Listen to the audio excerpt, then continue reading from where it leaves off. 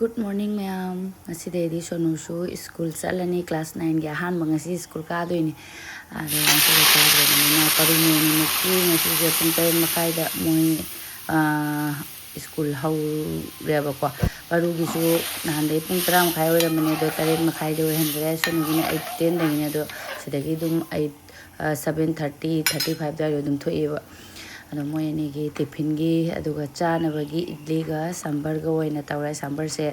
rahan cherau gi bagi kudi mairen ke jang se su aduadi ina sambar am thongjalla kuisu kuire chadaba akodi sambar thongba adum pame ba ano mangge khara hapchalle aduga mangge mahi aduga sambar masala hapchalaga loire sina idli lere idli se tra kunga mari anirak thongna ina kana tawbani sambar su ready oire moini pijarani aduga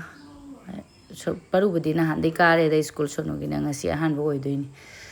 ready oire moini gi breakfast adose se sono hojik mari khak chajarani moi chalam dani na ko dum kaino thukat paduna ne paru gi ani maga aduga paper foil sita ni che de pige tawni che gi hot case samai ngonda leiba ande hijang sambar kharaga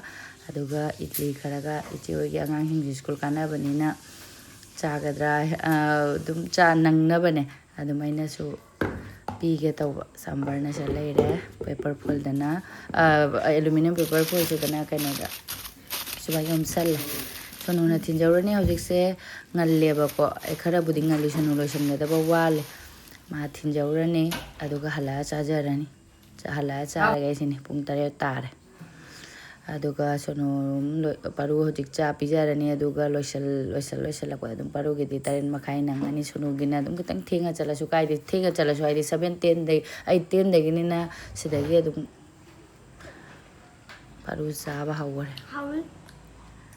7:36 ta adum tho su ja ani sono ge de ando se mama cha ani khak sa sina sonu ge tiffin se idli bu era de mai mama na ba sing so dom pa me na ko ado sina ma gi chana bagi yumda paru ready oi kha oire sonu na sonda chai ma thilura le paru hana thin biurani sonu tam tam noi sallaga lakjarani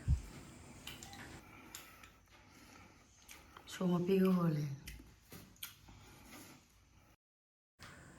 ko sonu na idli pam bai khu pam se dia ba as sono su paru sumueni idli fajana pam nang lo sala thoklo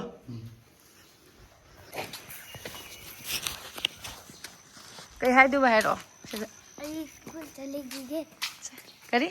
I school चली गई inge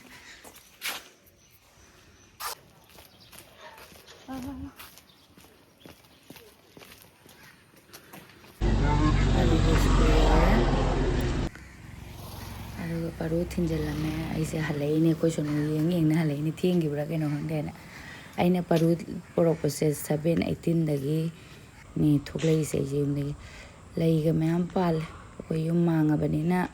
lai se hega lai kat ka da bu dup su thadre manga banina du lai je ura dum hekning bodo lai khuram dri banina ne na sonu se lakra yeng bu se laktre se luhong bam lai mar tholak trine ma singang ke lo sha ko sunu se na tappa si dia ba thogle lai na sam ga thau da rak dra ba to ising ha ba ising porak tra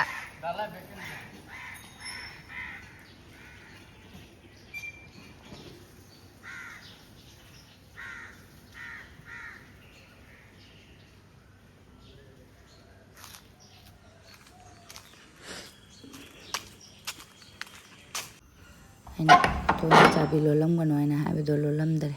apan sagre agi ama khali hawre idli aidi am chaning de ama khak thamari yare aduga aise so paru tin jat matam da paisa pu gai khalam ni samom na cha thakna bagi sangom leiru gi ga mukum thar paru tin ba chapa do hobe oi gi na paisa pu ba ka haw khra na sangom leirak tre aduga siwena bu phangne amul gi powder si gi cha si haw bari wa leba everyday powder oiga na hawre adu si ama sang mahi do phang dress adati anakpada makhada dukan am leba ko nungaire du dum aduga aigi idli amaga dosa ama hawre ꯊꯨꯅꯕꯒꯤ aduga chaga idliga dosaga chaga igina sambar ga tangdare horen oina charane sambar se horen cha ka oina aduga cha thakpa loiraga ise fish phodogi ge ngasi di nungsa khus ama toy kamai tu nongde aduga fi phodo loiraga ai hangam chara singje phoidal lage si kangso ena chaba hauni nungsa sa abisida kangso ja kangso ena hauni sumai chara me ama hogale nong churabani na mana masing phajabata natara napi ge su phat napi oidaba sing ju ponga uda hogale sumba chara sing je phoiraga chara ok ta bal akhoi hum tani na okani da adum alom soijala sidi mana sing je phatre okani da ima cha khoi hum gi tani na se horen kangso thoijala ni barogi aduga cheng cham toga si okadaba su malida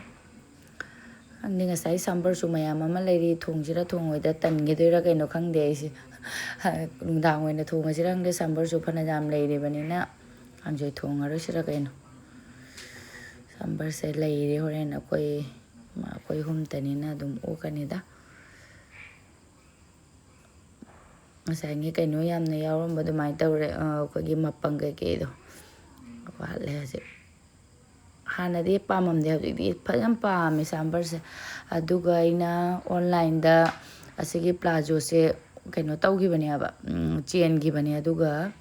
asi laga si furit se kuta se ina na judio de gi leira ki bedoni siga chana ba kangau se amta phangdre online de kaino de moi gi picture do di cha manari ba ko ado ai khan chingna ba mana de bra kaino khangde ne sigi kuta se contrast oina set pa na phadoira kaino gray gumba color natraga blue gumba gi plazo oina set pa na phadori mari se chana dra thammani doisu handora aduga hojik se mayam pung amma makai ta dore paru laurani paru se mai khangau su porak to ni school ge nuksa khusam ne mayam ai satin su porak dare pe su khusam ma tawri paru su te thara me moi loi chana khara chana rame bek tat la mare taw se ngone nuksa ga sa ne humang ne kari ni mai pe masak se lore ai sangom am lorok ni hai na cha khare parun tatna taran wa bro paru wa bro humang na masak ka jeng ne paru se phangmure wara ba kaino lambi lakpade an mapale mata me di bike na pubire do bek tatla aduga sina parugi school gi khangau na handi purit pura ke do khangau na asi loba lau hai ba ko aduna khangau pura pani handakti khangau se phajara mar post tara ba kaino mamang da tuhan buduna khoi gi maning je khangchau chau ra phajaba wale sina figure ta du mal phajara mar handaki sina ago humang na tena paru seiru thokpiru gi ke duga sonu laga chakcha ne na paru chakcha da bu cha groi da la cha ni hai sini amma leiri bena amma do hana selan gi aduga sara mina mayam lebu mahi da thakning gare lebu sisu mahi yaw da ba na han se khalak pada akoi aina haitana tawira ga nong asigi macha do korkor koi ben nong tang ba ko asina khara phaiye da na ina porok pane do mahi ju thok trabani paru su lebu mahi ai di ngaure duga lana makhara sum hapchan tawraga asai su thani urana makeup yu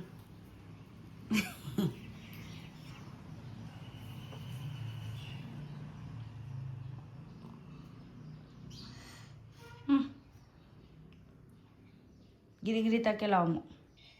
humang shawra manina ong sem ni nura thoe kan na taye ni ka phi masak sono su halani school dagi mangai boina sangum salon thoe horen cha thakna bagini sandagi paru su sangum de thae ma de maso aduga sonu na thakning daba angang ani leiri se amana thakning ba sangom amana thakning daba sonu su lae sak lame moi ngai be se as duna horen nung dang gi theng na cha de no tawde moi ngai na ba ya matam theng ya ba aduga ise kang soi thong de bide adum sambar na loisale nung dang oi thong ani kang samman na tan na ko jang lei ra na aduga finger papar khara ga haujalaga akoi paru Mana cengang. Chak no le khoi paru moi machi manaw ani mapa si tunga sambar moi na pamja basi dia ba ha ka not khrem odra paru chamas na kai chai na ha ai school ka ba mi phuna ra lai hong du makhut se singa hi jam na min bangang ni ko